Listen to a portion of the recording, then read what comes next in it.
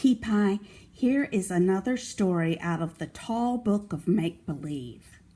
This story is a little longer, and it is one that I liked the very best. I had my mommy read it to me over and over, and the name of it is Bad Mousie, and it was written by Martha Ward Dudley.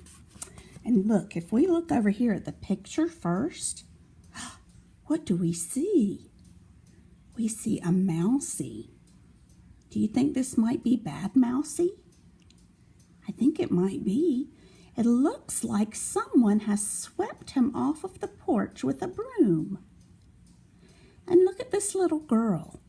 Let's find out what she has to do with the story. I will keep it on the picture for you while I read. Once upon a time, there was a little girl named Donica who lived with her mother and a little black mouse. Mousie was very bad because no one had taught him to be good. He cut big holes in the bedspread with Donica's little scissors. He threw all of Donica's clean socks into the bathtub when it had water in it. He made little mud tracks all over the rug when he came in. Donica's mother said, "Mousie, don't you know that nobody loves a bad mouse? That's why we don't want you to stay here with us anymore." And she took her broom and swept him out of the house.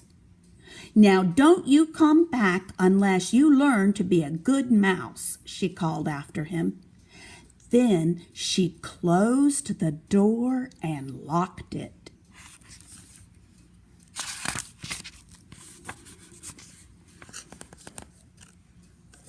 Let's see. There we go. But Bad Mousie waited until dark. Then he crawled under the gate and crept through a crack in the wall. And next morning, there he was again. Donica was glad to see him, but Mousie was still bad. He pulled the top off the powder can and spilled powder all over the rug. He tangled Donica's hair and scattered her ribbons on the floor. He tipped things over on the breakfast table and spilled cocoa and orange juice and lots of milk. This made Donica's mother very angry. "Bad Mousie," she said, "I'm going to put you in a box and close it tight and throw it into my wash tub full of water." And she did. Look, poor Mousie. What's he doing? Let's see what happens to him. But the box was only glued together, and the water softened the glue, and the box fell apart. So Mousie swam to the top and scrambled out. Then he shook the water out of his ears, and he climbed the cellar stairs and squeezed under the door, and there he was again. And Donica was glad to see him. Next day, Mousie was as bad as ever. He pulled all the books out of the shelves and tore out some of the pages. He unrolled yards and yards of paper in the bathroom. He spilled green ink all over the inside of a desk drawer. Now Donica's mother was very, very angry. She said, "Mousie, you are so very bad that I shall feed you to the night owl." So she took him and tied him with 3 white strings to the fence in the backyard. Then she put a yellow ribbon around his neck so that the owl could see him better in the dark and fly down and gobble him up. But before the stars came out, The mouse wiggled and tugged and finally got his feet loose. Then he untangled his tail and nibbled through the strings around his tummy. So he was free again, and he ran and hid all night. The owl couldn't find him. Next morning he came back to the house and climbed in at an open window. And there he was again. And Donica was glad to see him. But Mousie was still bad. The next time Donica's mother was away at the store, he took a purple crayon and scribbled all over the yellow wallpaper. Oh, what a naughty mouse. Then he dumped all of the buttons out of the button box.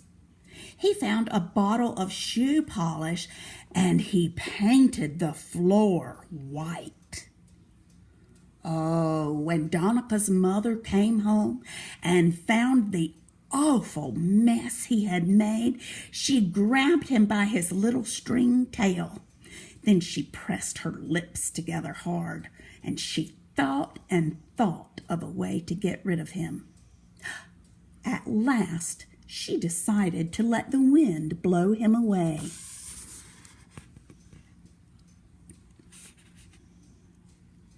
She got her oldest umbrella and fastened Mousie to the handle with an old belt. Then she carried him up onto the roof. See, here we are on the roof. And opened the umbrella so that the wind could blow him off right into the sky. The little mouse kicked and squeaked, but it did him no good, for soon the umbrella was sailing up over the treetops, and Mousie was fastened to it. After a while, the umbrella drifted gently down onto a little pink cloud. Mousie managed to get himself unbuckled, and he let the big umbrella blow away. Then he lay down on the soft, warm cloud to rest. He was really very lonely, and he wished that he could go home to Donica and her mother and live there with them. Maybe I could learn to be good, he thought. All of a sudden, it began to get cold, and the cloud began to drip. Drip, drip, drop, drop, dripple, dropple. The cloud was changing into rain. Mousie was getting wetter and wetter. Soon there was no cloud to lie on, and down he tumbled with the raindrops, down, down, until he splashed into a muddy puddle.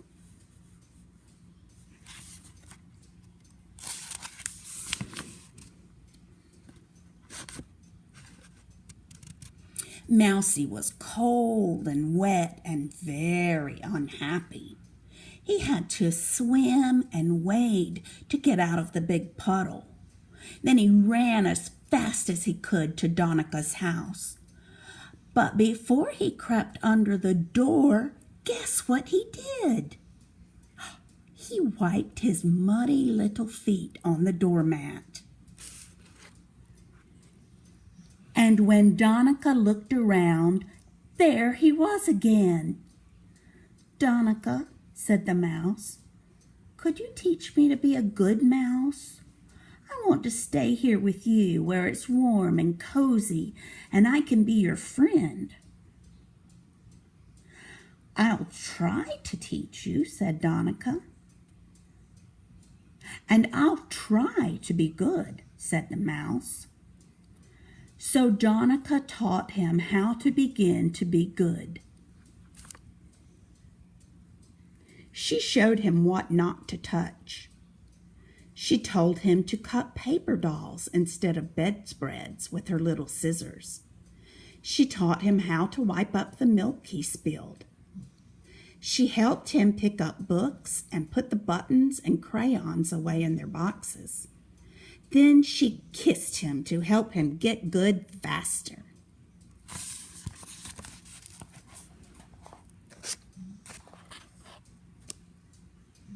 When Donica's mother came home from the store, she certainly was surprised, for there was Mousie helping Donica set the table for lunch. "Mommy, I'm teaching him to be a good mouse," said Donica, "and Mousie is trying very, very hard. Please let him stay." So Donica's mother was proud of them both, and she told Mousie that she too would help him learn to be good.